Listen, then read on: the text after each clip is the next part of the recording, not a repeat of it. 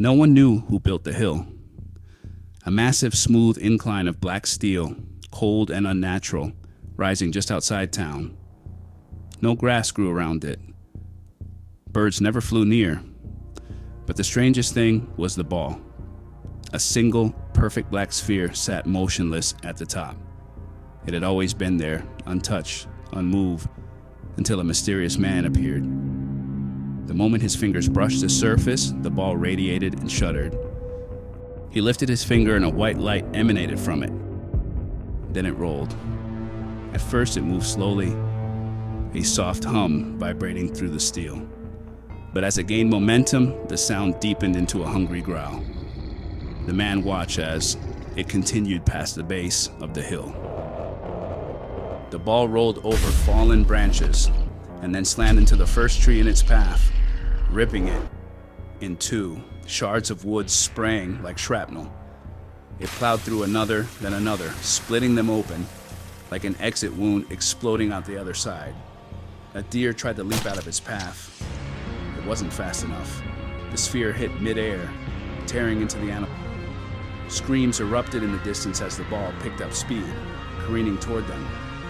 When they tried to run and move out of the way, the ball somehow found and ran through their bodies, almost like it had a sadistic, murderous mind of its own.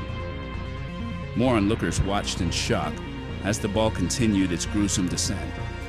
At the very bottom, people ran for their lives, frantic and terrified. It then reached the road. A car sat idling at a stop sign. The driver barely had time to turn his head before the ball tore through metal, flesh, and bone.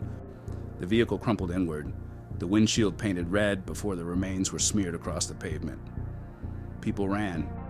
Some made it inside buildings, slamming doors, locking windows. It didn't matter. The ball didn't stop. It drove toward a woman frozen in place, through her, and into a house, punching through walls, wood splintering, bricks bursting into dust. Another woman didn't know what hit her. Her body reduced to a mangled mess of ribs and pulp flesh.